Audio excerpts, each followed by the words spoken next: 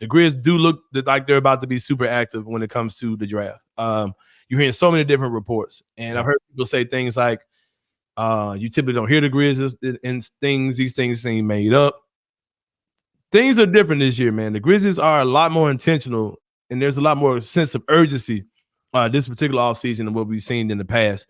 And when you're doing that, man, when you're talking to a lot of people, you're moving and shaking, there's no mutual agreement that the other team you're talking to is not going to talk. You know what I mean? That's something people have to keep in mind. The Grizzlies aren't talking to themselves. They're talking to other people. They're talking to a lot of people. And like I said, these talks are happening in these draft combine type situations. You know what I mean? So everybody's all in the same room. Media's there. Agents are there. People are talking, man. And people are trying to move. And the Grizzlies are trying to move. So it's just interesting things we're seeing.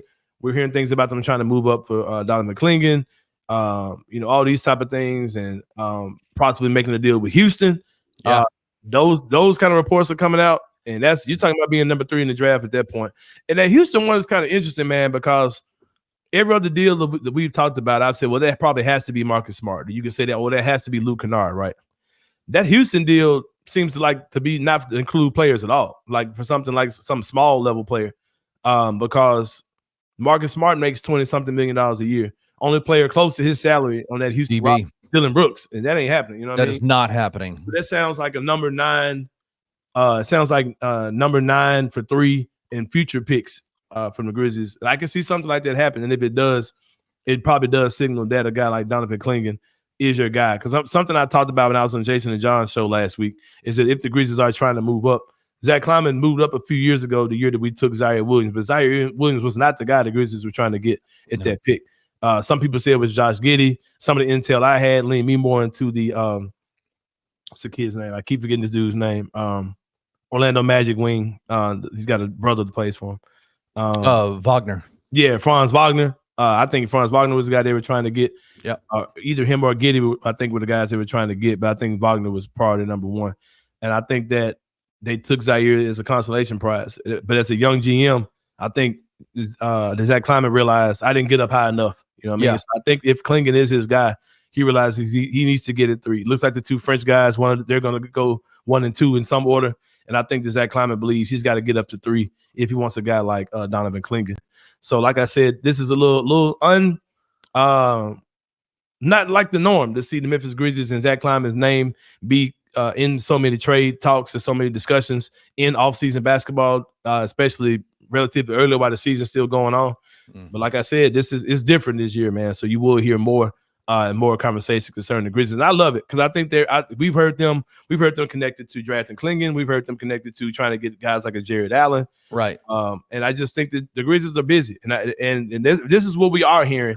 Imagine what we're not hearing. You know what I mean? Right. So I think there's a lot of avenues they're trying to get. I'm not concerned about getting the center at all. Seems like the Grizzlies are frantically trying to get that done.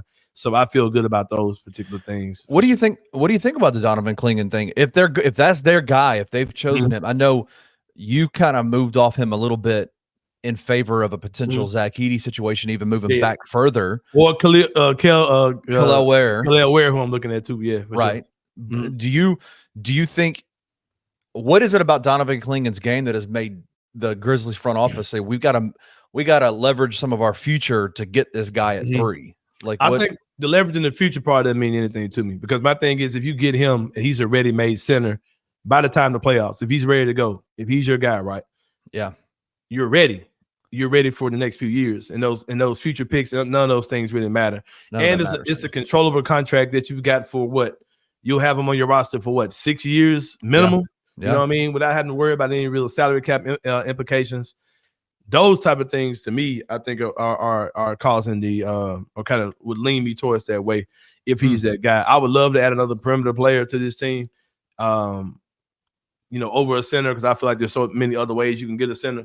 But if they're able to get up in the draft and walk up to their podium and come away with Donovan Clingan, I'm not going to be upset at all. Nah, me neither. Yeah. I think definitely you look at Donovan Clingan's game.